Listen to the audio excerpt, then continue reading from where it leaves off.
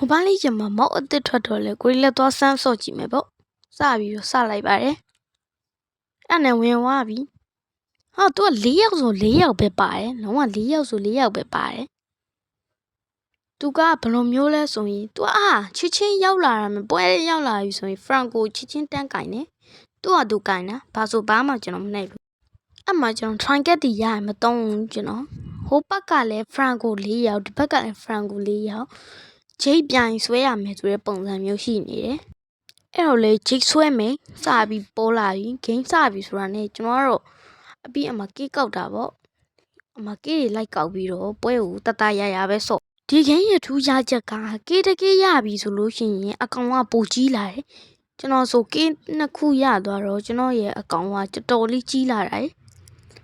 နောက်တစ်ခုကကျွန်တော်အဲ့ထဲမှာချိန်မိတာတွေများတယ်ချိန်မမိတာတွေလည်းများတယ်အဲ့ဒီမွန်တုံးပြောမစုံ MMPP မှာသူကထူးဆန်းတဲ့လိန်တွေရှိသွားပြီဘာလဲဆိုရင်အခုပြထားတဲ့လိန်တွေကျွန်တော်တို့ broker လိန်တွေ run လိုမျိုးနေရာတွေ classic ကနေရာတွေလို့လိန်တွေပေါ်လာပြီအမှကျွန်တော်မမိတော့ဘူးစပြီးတော့ဒါမဲ့ကျွန်တော်မိသေးတယ်အခုချိန်ထိဟိုဘက်ကလည်း hacker power ရသွားတယ်ထင်တယ်hacker power ဆိုမှမေ့နေတာဒီမှာကအဲ့ဒီ cree လေးတွေကိုစားတာပဲဖြစ်ဖြစ်အဲ့ဒီဘုံလေးတွေကိုယူတာပဲဖြစ်ဖြစ် power အစမ်းကြီးတွေရတယ်ဘုံလေးတွေကိုယူမယ်ဆိုလို့ရှိရင်အနောက်က ultimate ဆိုတဲ့ power ပုံစံမျိုးရတယ် cree ယူရင်တော့အဲ့ဒီ3ပေါ့နော် level 3ပုံစံဟာလေးကိုရတယ်မှာဆိုရင်ကျွန်တော်ကမလှမ်းဆွဲတယ်သူတို့စပဲသုံးတဲ့အချိန်ကိုကြည့်ပြီးဆွဲရတာပါကျွန်တော်ကအဲ့မှာဆွဲတာအများဆုံးပဲ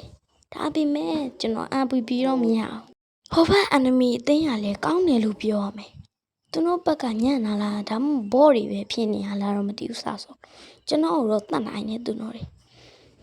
ကျွန်တော်အထင်ဟိုဘက်ကဘော့တွေလားမသိဘူးဗျာ